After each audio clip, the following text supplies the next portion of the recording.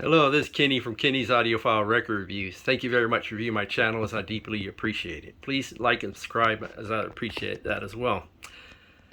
I'll be getting a lot of several requests to do a music room tour. I've been kind of hesitant because I'm just starting out on YouTube, but I'm getting more and more, so I thought I'd go ahead and do it. Me and my wife moved in this house in 2019. We previously moved lived in a condo, so we moved in this house in 2019. So I have to build all these shelves and stuff myself. So it's been a work in progress. It will continue to be that way. I call this my mid-fi system. You know, I don't have anything expensive. I don't have Wilson audio speakers. I don't have a, what you call it, Air Force One turntable. Just simple stuff. I like to keep it meek and humble. I used to be more braggadocious in my younger days. I learned as I get older, it's cool to keep it meek and humble. So I call this my mid-fi system. Anyway, my records start here. I have approximately 7,000 records. A start here, and they go all around. They're alphabetized. Take a while to alphabetize them. Some CDs up top. There's a Bob Marley picture me and my wife got at a yard sale. This is a clock, the style of vinyl, got at a thrift store. Some miscellaneous records down here at the bottom. Some dollar thrift store records and sealed records I hadn't got to yet. Some sealed box sets. Now my record collection continues along the sidewall. I had to maximize the space. This is a small, cramped room, but I love it because the music sounds good here and the records display better than my previous residence. But this additional six rows of records with some CDs at top. And they continue around this side of the room, alphabetized. And then they go up the wall. There's six small rows here. And they go down the bottom floor. You can't see it because these big speakers in the way. I'm going to get to these big speakers in a few minutes. And I moved the closet doors. My wife allowed me to do that. Put more records in the closet. It displays better with the doors off. There's some CDs at top. There's a additional row of CDs in back of that, the same length. Sorry for the poor lighting. There's some breaks in here where I have, for example, there's a small amount of my ABC Impulse records here. Some newer records here. Most of them sealed I ain't got to yet. Another row of CDs right here. And SACDs and some box sets. Another row of equal length in the back of that. I have more CDs. The majority of my CDs are in a closet in a hallway across from this room. Some classical box sets and other miscellaneous cables that I am down there. Sorry for the poor lighting, you can't see them. These are some SHM SACDs. Some of them are sealed, I ain't got to yet. This is my Marantz model 8B tube amplifier. Probably my second or best amplifier. Marantz 8B tube amplifier. Some miscellaneous records here and stuff. There's a 1S mono pressing of Witch's Brew, original pressing. It's a nice companion to my Analog Productions stereo version of the record. Miscellaneous stuff right here. Now this is my system I'll get to in a few minutes. Now, I'll give you an idea of scale. The speakers are 67 inches tall. Now, you would think all this here interferes with the sound stage. It doesn't. I experimented with it there and not there at this house in my previous residence, and this has no bearing on the 3D soundstage or axis. The soundstage is amazing. And since the speakers are so tall, it's fabulous because I'm looking up at the performer. So I'm listening to Sarah Vaughan or Laura Nero, Miles Davis playing trumpet. I can hear them up here. They're like right here in my face. It's fabulous. Fabulous experience. Now, when I listen, these speakers are on casters and wheels. These are my rear speakers and backup speakers. I move this speaker to this corner. This speaker in this corner. And the listening chair, that's my squeaky chair, goes in the back of the room. And it creates a fabulous sound stage. These speakers were actually, I don't think they ever hit the market. They premiered at the 1999 Consumer Electronics Show from a company called, I believe, Cascade Audio. They were supposed to have a retail price between $6,000 and $6,500. And I don't know if they ever hit the market. I don't think they did. But I bought mine at a thrift store in 2007 for, I think, $600, $700. Fabulous speakers, well made. This is glare from the window. This is my Rega P8 turntable, Apheta 3 cartridge.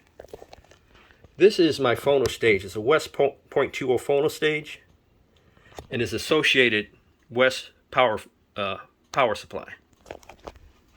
This is my Technics SP-15 turntable. I have this for like, gosh, 25, 30 years now. It's cool because it plays 78s. And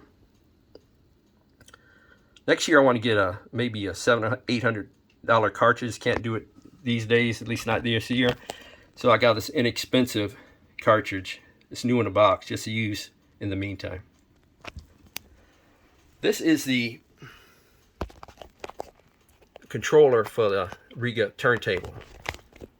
This is the power button, I believe. This is a 3345 button. This is what is called a Sweet Vinyl Sugar Cube SC2 Plus. What it does is it takes the sound of pops, ticks, scratches, and noise out of the records when you play them. It makes a scratch record sound like a mint record. It has a D to A ADD converter inside. And the only drawback is it takes away 10% of the detail and soundstage, but the trade-off is worth it. You can even record, you can't see it because the lighting's bad, right here into a flash drive or a hard drive. There's a screen here as well. You record up to 192 kilohertz 24-bit files, I think even DSD. It's amazing if you have scratch records. Some power filters. Now I'm going to turn the camera around and take the speakers off, grill speakers, so you can see the drivers inside the speakers. Like I said, these are 67 inches tall from bottom to top. This is a speaker grill. And I'm going to flip it back around so you can see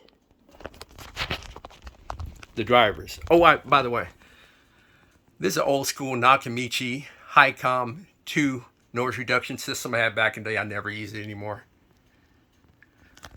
Now these are Kindel. You spell it, let's see, Kindel. They're PLS-A speakers. Now there's 16 tweeters and 6 drivers. And it creates an amazing soundstage.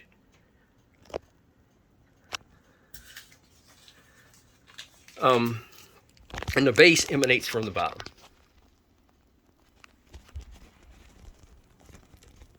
Before I get to my main equipment, I'll show you some old school equipment I bought back in the day. I just hold on to old SAE equalizer.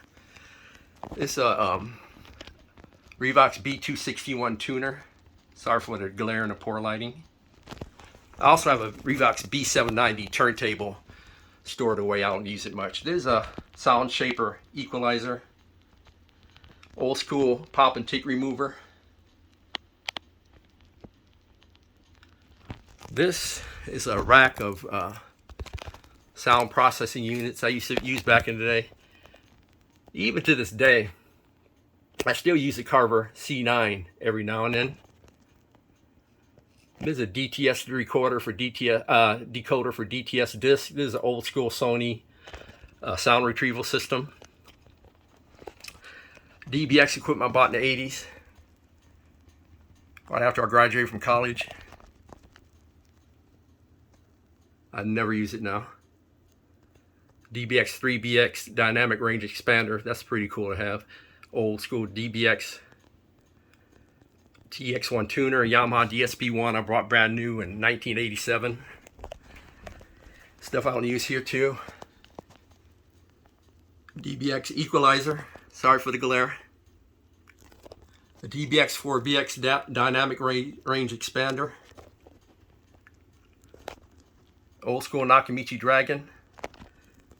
There's a Mcintosh MR78 tuner, an amazing tuner. Power filters there, miscellaneous power filters. This is a Denon 3910 SACD DVD audio player. I got it for DVD audio, basically. The rare times I listen to it. Old school Sony DAC player. DAT player, I should say. This I bought at a, oh, this is some old school equipment here I had back in the day I never use anymore. Old DBX equalizer. Old school surround amp I bought probably 30 years ago. Never use it now. I bought this. This is a Mcintosh C28 preamp. Bought for $10 at a swap meet, believe it or not. Probably 20 years ago. My main amp is a Balance Technology. I think it's a VK60, I believe. Tube amplifier. Very holographic. A reel-to-reel. A Revox A700 reel-to-reel. This is my digital equipment. This is my DAC right here. Luxman DA06. High-res streamer player. A Sony Z1ES. Super Audio CD player. Sony XA9000ES. Old school surround sound system I used back in the day. Never use it now. Yamaha DSP-3000. This is my main preamp. This is Past Labs X2 preamp I bought at a swap meet for $20.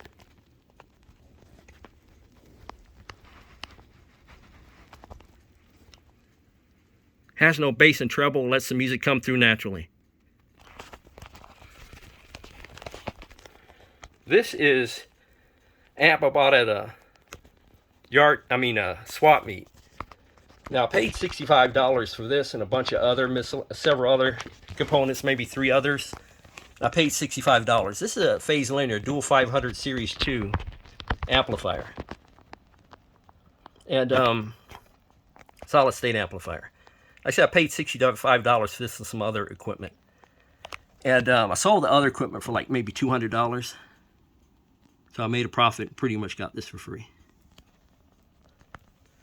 See, I bought this out just to show you. This is my Tandberg 10XD reel-to-reel. I've had this for at least 30 years, probably longer. Maybe closer to 35. And I think I have everything. But I love coming in here. I love spending time with my wife more. I love my relationship with God more.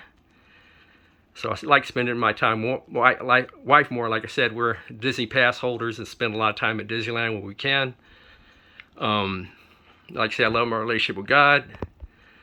I love my sports. I'm a huge sports fan. I love the Dodgers, LA Dodgers, LA Kings, LA Lakers, LA Clippers, LA Rams, USC football, UCLA basketball. So when I have time, I come in here. This is a blessing from God, and I'm truly blessed. And it's been an honor showing you my music room. Thank you very much for reviewing my channel. God bless. Love and peace to all.